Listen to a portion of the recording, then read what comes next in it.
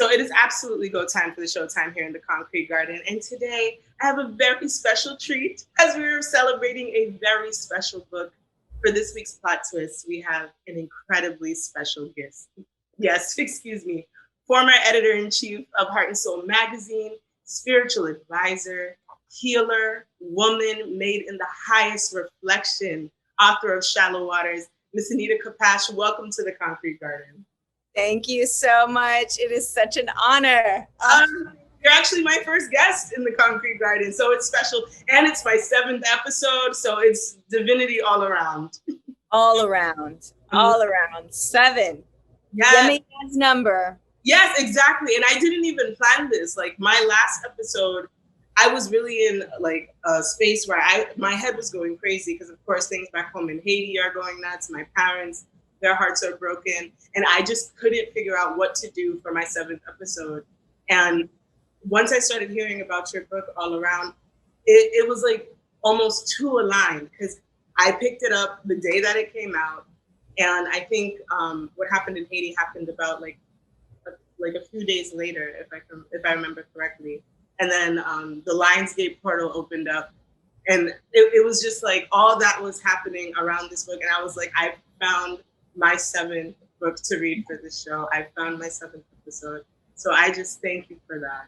Before I even let the questions rain down, I want to say, and I already have the tears are already starting. I'm just like, you're talking about. I mean, this was the first time in a while that a novel moved me to tears. Like it's been a long time that when I finished the book, that I literally had to I gave thanks. I finished it in a park, bright and early, and I had to give thanks because. So I just wanted to thank you for your pen, your magic, like everything that this novel brought. It was healing for me because I was really going through so much. Because with especially with Haiti crumbling, I needed that, and I found that in this novel, and I thank you for that. So, I mean, my first question to you is: was writing this novel an emotional process? But it's like I think these are the answers right here.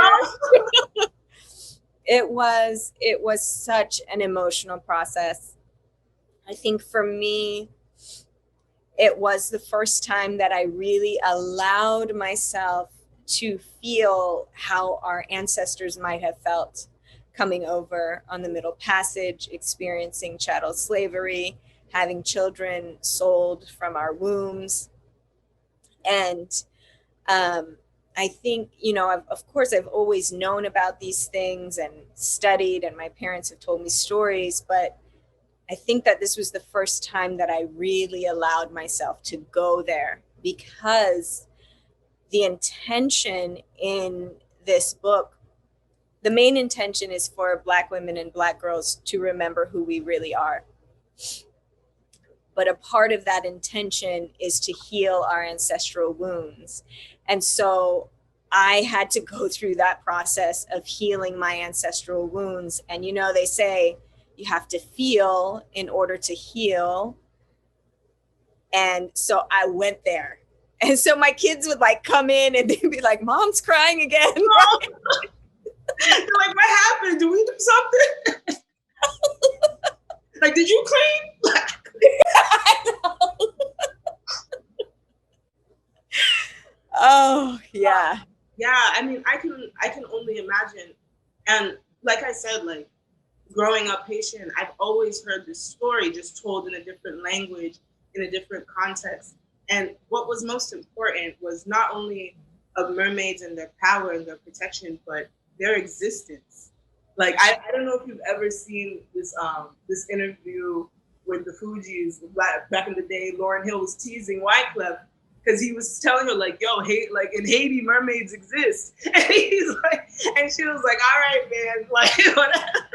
Really? No, I haven't seen it. Yeah, it's so funny because I shared that experience. I'm like, I've been through this, trying to tell my friends of this story, and that's why I felt so connected to this novel. So of all the cultural and diasporic heroes and deities, why choose Yemaya of all that you could have written about? She chose me, girl. She chose me. I'm like, well, I would say I was probably a teenager when I first heard, or maybe I was in my 20s. So I was a teenager when I first heard of Yemeya. Okay. But in my 20s, my friend who was a priest of Oshun, who is another Orisha within the Ifa Yoruba tradition, and he told me that Yemeya watched over our people as we went over the Middle Passage, and watched over the souls that either jumped or were thrown overboard and the ones that made it. And that stuck with me in my heart. I was like, there was a Black mermaid watching over us. And I know she put in our hearts, like in the beginning of the book, I have the Langston Hughes poem where he says, carrying in her body the seed of the free.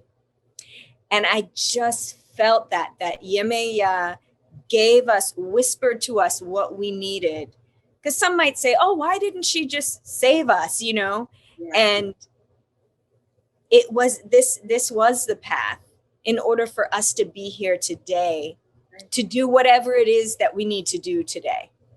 And if we wake up to who we really are, which is reconnecting with our spirit, reconnecting with where we came from, right? Not demonizing it. And that is going to help us really remember why we're here today and allow us to do that shit. Come on. Right. And it's funny that you say that, because I'm 27 now, but much of my early 20s, the conversation around Black femininity and Black feminism was very centered around, like, we are human, treat us as like regular, like we were fighting for the right to be average and like, you know what I mean? Yes. And I always felt disconnected from that narrative. So although it's important to recognize our humanity and our humanhood, like, how important do you think it is for Black women to embrace that divine nature? And do you think we can have a duality in our existence? Absolutely. I absolutely think we can have a duality. Life, I mean, I know that everyone has so many different philosophies, but life is very much duality. I mean, I am a Gemini too, so. Okay, fellow air sign, I'm an Aquarius, a Gemini, okay? Yes, yay! Oh my gosh. Loving it. And so for me, I believe that Black woman is God. So it's, you know, Black women remembering who they really are is remembering that. And for me, how I show that in my life is to be of service as much as I can to Black women. And I know that I feel that way because of my mom, and how, like, to me, I'm like, wow, just she is the most nurturing, caring, loving, strong, authentic, open, like, just human being, where it's just like, I don't see nobody else is like that. Come on. That, and she created me. That's what God is, you know, like, I'm just like, here, literally. Yes. And, you know, even if we want to go scientific, Black women is Black women are the mother of humanity. If we want to go back there. And I feel like if we all begin to fucking worship Black women, we can heal the world.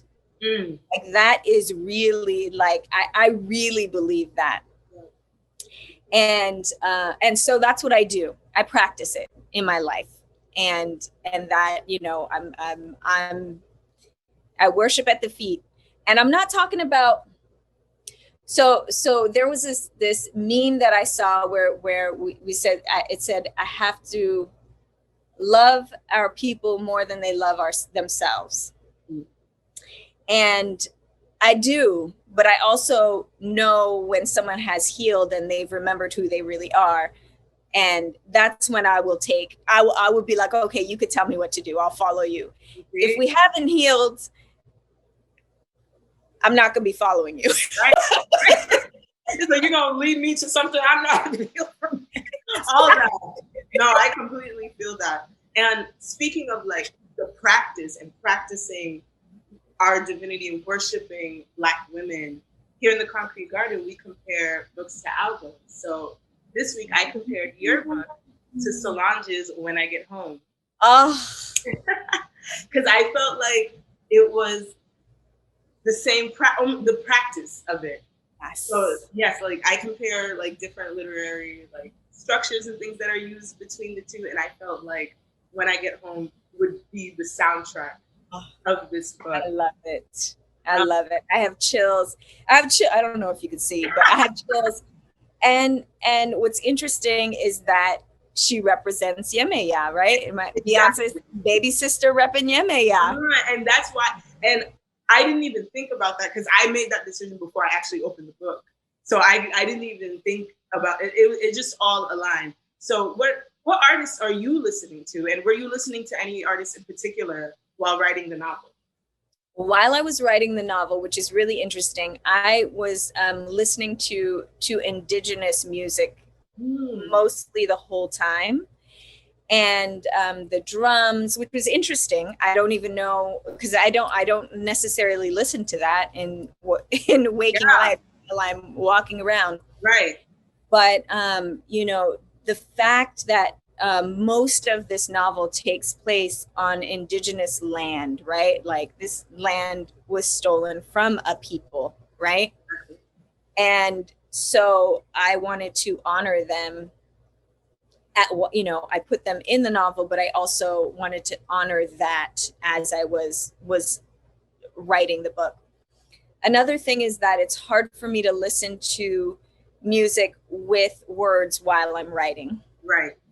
I can see that because it's kind of like interfering with your thoughts in a way. Yeah. So it was actually a perfect way to have music playing while I'm writing. And it's really powerful to have. It was, I think, one was called Native American Flute Ensemble. And then I just put it on Pandora and they went to a few different ones. But for me, the artists I love, I'm super old school. I know you said Lauryn Hill. So Lauryn Hill, Sade, Indiari, Stevie Wonder, Bob Marley, I have all of those playing while I was not, while I'm thinking of things. But as soon as I start writing, I put it on. It's interesting that you said that because I was going to ask you, because I did hear in other interviews, I think it was on the Breakfast Club, that you had went through a writer's block. So I was going to ask you, were you listening to much music during that time? Oh, yeah. I'm always listening to music. I'm always embarrassing my kids because I'm always dancing. Anywhere we go, I dance. And what happened with the writer's block, what I had shared was someone gave me advice early on when I decided I was going to write. And they're like, listen, if you experience writer's block, close your computer and just go into life and wait until you feel the inspiration again. Because if you try to force through it, it's not going to flow. Right. The book was a flow, like it flowed, until it didn't, right? Until it didn't. And then I had the writer's block. And I really feel like I had to grow into the person that could understand and feel what was going to happen next in the book. And a part of what happened during that time is that I did experience what a lot of people might call depression. And I didn't know why. I just all of a sudden didn't want to do anything. I, didn't want to go out, didn't want to see any friends, didn't want to talk on the phone, But what I feel happened is that I went deep into my waters, like deep. I was emotional, I was able to access these emotions that I don't think that I had really gone into before. And then that's when the writer's block lifted. And I was able to write during that time. And there's so many beautiful art pieces and music that are born from depression. Right. I don't like that word though, but Yeah. I call it underwater. Space. Yeah. It's funny that you say that, because I felt like there was a theme of like necessary isolation and necessary stillness throughout the novel. So do you feel like Black women or even Black people need to experience a period of stillness and isolation to become our true selves, as scary as it is to be alone? Like, do you think that it's necessary? Yes, because the noise goes away.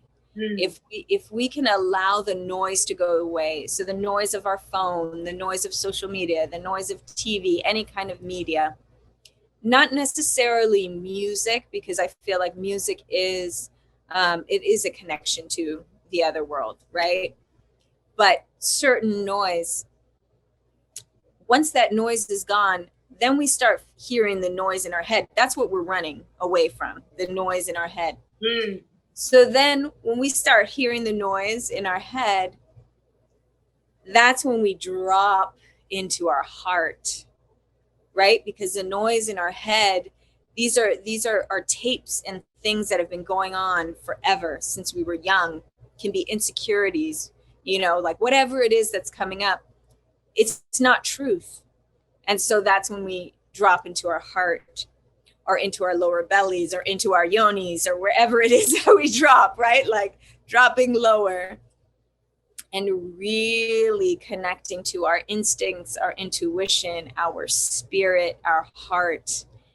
And that would be amazing for us to do as a people, which a lot of us are doing right now, which I think is really beautiful. I think that's one of the gifts of 2020. Yes. Yep. Is that so many of us turned inward, right? Like we had to. It's like the universe just like, oh, you're gonna go through this. This is happening to all of y'all at the same time. Everybody is inside. It was unbelievable. It gets wet, but it was really an unbelievable time. Yes. Really an unbelievable time. Yeah. And as you were saying earlier with like the history and like just like the history of going through the Middle Passage, I feel like this was probably one of the most visual and textured pieces of literature that I've read in a while. From historic scenery and even historic figures to fascinating mysticism. Like, why choose this beautiful marriage of fantasy, science fiction, and even Afrofuturism to tell a story with such rich historical context and factual context? Yes. A part of that for me was reclaiming that time, because I'm telling it from the protagonist is a badass Black female. And so, when I originally learned of these times, I was not learning it from an empowered space, right? When I learned about slavery when I was younger, it just was like, oh, right. Like thinking that's where we came from. They didn't teach us what was happening before. As far as I knew, the Egyptians were white back then, right? Like they weren't really teaching us that. And so for me, this was a reclamation of that time and a healing of my ancestral wounds. And so to me, the marriage of that, answering that question. So I love Octavia Butler. I'm not sure if you've read any of her. Parable of the Sower. Yes. Okay. So what she did for me when I was younger was I was able to see myself in science fiction. And before I had never seen anything like that or read anything like that. And there is this medicine in storytelling, especially if you bring in the fantasy, that allows our mind to open, right? It like opens up to even more possibilities of healing. If we're not like, okay, this is being told to us and this is what we have to do. There's like this opening of people being able to pick, that's really the medicine of storytelling, people being able to pick and choose what their lessons are without it being force-fed. Right. I see exactly what you're saying. And so when it came to like choosing what to put in the book, because it is, our story is a lengthy and complex one. Like, how did you choose, or how did you make the decision? Like, okay, I'm going to include this person and like that person. Were there any final cuts made? Like, did you feel like you included everything you wanted to? I do. I also feel like I was very guided in the characters. So what would happen a lot of times was that I would get like a message from a friend and they would be talking about Ralph Waldo Emerson. And then I would see a quote from him. And then, like 3 or 4 things would come up and I'd be like, okay, how old was Ralph Waldo Emerson during time, right? And I'm like, oh, he's supposed to be in the story, right? Oh, love that. And with Harriet Tubman, Mm-hmm. I mean, Harriet Tubman is a beast, like yeah, right? She's I think for a lot of people right now, she is a guide, she is a saint, she is like leading a lot of us right now. And there are a few things that happened, and I mean, some of the things, actually one thing that I haven't even shared yet, but was I was having my man take this picture of me, and I wasn't clothed, but I was in the bathtub. Okay, beautiful. Okay. It was just of my feet, of my legs. I see. Okay. And there was, like, when he showed me the picture, Harriet Tubman was in the bath with me. I'll send it to you after, so you know. Okay. But I was like my heart, and I've always seen spirits, yeah, but they have never ever showed up in media for me. It's always been something that I've seen since I was a kid. And I was just like, okay, Harriet, I know in this. Okay. And at that time I was the editor-in-chief of Heart and Soul. Okay. And I was heading to the city for a sales meeting. Okay. And we had the sales meeting in a restaurant, and the restaurant was open to other people as well. So there were people there who we were trying to sell ads to and everything. But then once we finished it, it kind of opened up to other people. And this woman walks up to me, and I forgot to tell you the first part of the story, which is the whole point of it. So when I was writing about Harriet Tubman, mm-hmm, I'm going to go back, don't worry. When I was writing about Harriet Tubman, she was telling me this one part of, they were on the Underground Railroad. There's a 2-year-old, and she gives a 2-year-old a tincture, mm-hmm, to make the 2-year-old fall asleep. Right. And I was like, oh, I might take that part out because I don't know if Harriet Tubman was an herbalist. And, I don't really want to make shit up like that. And so I had already decided I was going to take it out. And then I go to the sales meeting, right? So after the sales meeting, this woman walks up to me and she said, do you know Harriet Tubman was an herbalist? Didn't say hi. I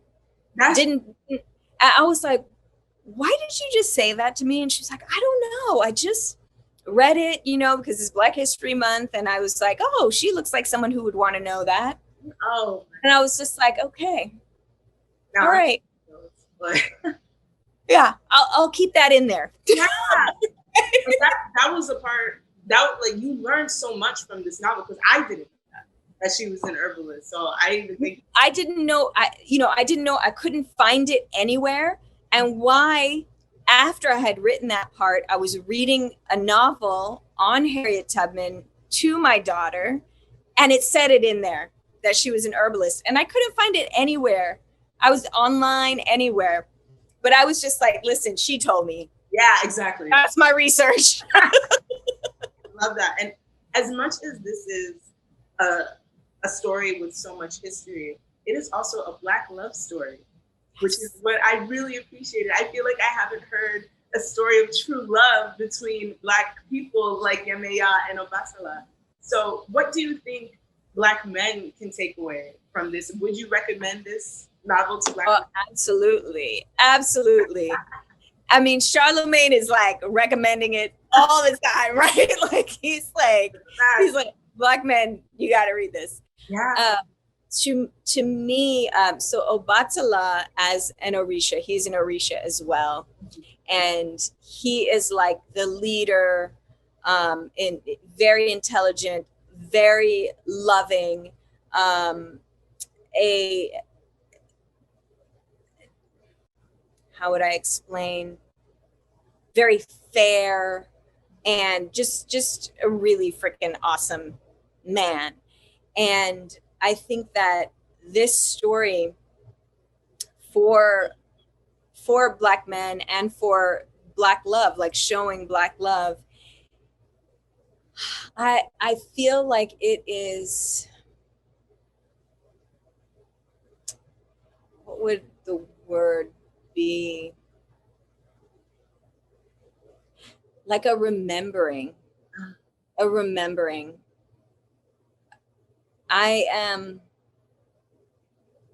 laughing because I just posted something on my stories. Never mind, I'm not even gonna bring that up.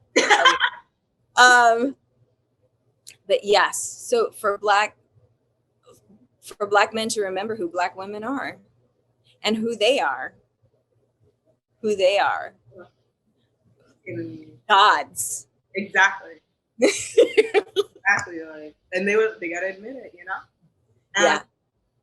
My final question for you, Miss Anita. Why Shallow Waters? And did you work with any other title before choosing this title? Yes. So Shallow Waters to me represents Yemeya's rite of passage. That is where all the shit went down, in the shallow waters. And so it was literally, I think that the title was the first thing that came to me. And no other title came through. It was just that. And what's really interesting, and an interesting practice that I have whenever I am manifesting something is, creating a mock title of the book, putting it on my altar, and whether I wanted to say New York Times bestseller or whatever the intention is, having that there. So it's, I'm seeing it every day, right? Mm-hmm. So even those 2 years when I wasn't writing, I'm like, oh yeah, okay, I gotta get to that at some point. It's a reminder. And that title has stuck with it throughout the process of writing. Thank you. Miss Anita Kopacz, I'm so sorry. My laptop is on 1%, but we're done. And this is amazing because I was like, I thought I was going to die and it didn't. That's a sign from the Most High. Yes. Thank you so much. I can't thank you enough for your message, your timing. And it was truly divine timing. But please, before, tell me where we can find you. Because I know you find me. Instagram is a perfect place. Anita Kopacz, ANITA KOP, as in Paul, C as in cat, Z as in zebra. Book is Shallow Waters, Black Privilege Publishing, Charlemagne the God. Okay, all right, Rosebuds, you heard where to find her. Miss Anita Kopacz, this is the Concrete Garden. Thank you so much.